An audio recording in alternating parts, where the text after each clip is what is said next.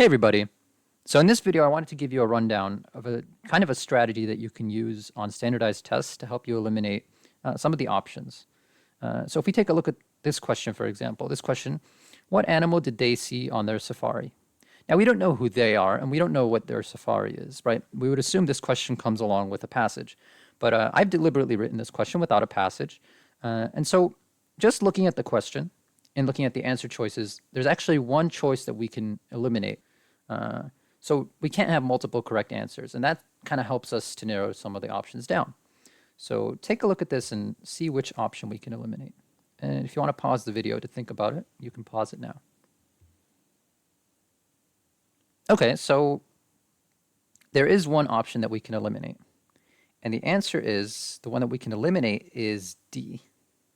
So we know that, as I said before, we know that only one answer choice can be correct, right? And the thing is that if it's a crocodile, if the answer is D, crocodile, then C would also be correct, right? Because a crocodile is also a reptile, right? So it can't be both.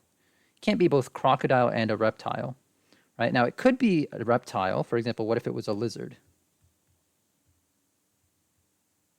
Right? What if they saw, what if the passage talked about how they saw a lizard on their safari, right?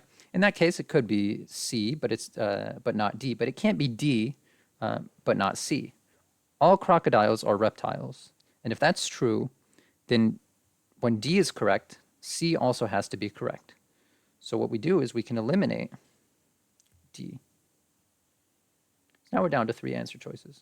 Now you're not going to see a question exactly like this on a standardized test. Obviously, this is kind of a bizarre question.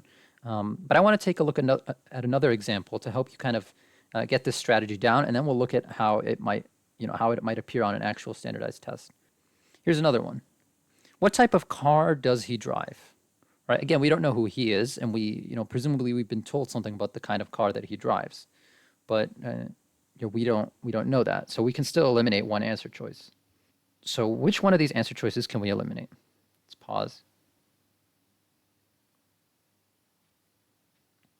So the answer, the one that we can eliminate, is going to be one that is fully encompassed inside another answer choice. The one that we want to eliminate actually is A, Corvette. Right? This requires you to know a little bit about cars, but I would assume most people generally know that a Corvette is a type of sports car. And so if a Corvette is a type of sports car, and it can't be both.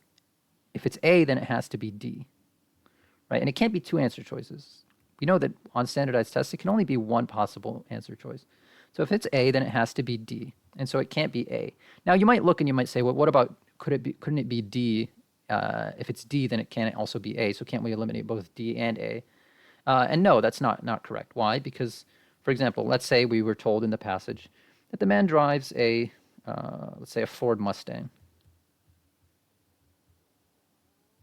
Or let's say a Ferrari or something, right? Mustang. I started writing it and then I never finished. So let's say we were told that he drives a Ferrari or a Ford Mustang. Well, then he drives a sports car that's not a Corvette. So then D would be correct, would be the only one that would be correct. And so D could be correct without A being correct. But A can't be correct because if A is correct, then D is also correct. Now let's take a look at how this might appear on an actual standardized test. We're going to take a look at how an MCAT passage might appear on, for example, the cars section. So which of the following best describes the author's opinion about trade schools? So again, let's assume we've read a passage about trade schools, and now we're being asked, what is the author's opinion, or what best describes the author's opinion? You've probably seen a question like this before. The author has no opinion about trade schools. The author is favorable toward trade schools. The author loves trade schools and believes they should be the future of higher education. Or D, the author dislikes trade schools because they perpetuate class divisions. Now, which one of these can we eliminate? Well, the answer is the one that we eliminate C. C, the author loves trade schools and believes they should be the future of higher education. That is fully encompassed or fully included inside of B. If the author is favorable toward trade schools, that means essentially the author likes trade schools. Or sorry, if this is true, if C is true, if the author loves trade schools, then he also is favorable toward trade schools, or she is also favorable toward trade schools. So if C is true, then B was also true, right? And so we can eliminate C. We know that C is fully included inside of B. So C can't possibly be the correct answer. So we can eliminate that one. The way that you would look at this is, for example, there could be an option in which maybe the passage talks about how the author is favorable toward trade schools. However, the author feels that trade schools are unlikely to be the future of higher education. Right? In that case, it would be B, right? Because C would definitely be incorrect.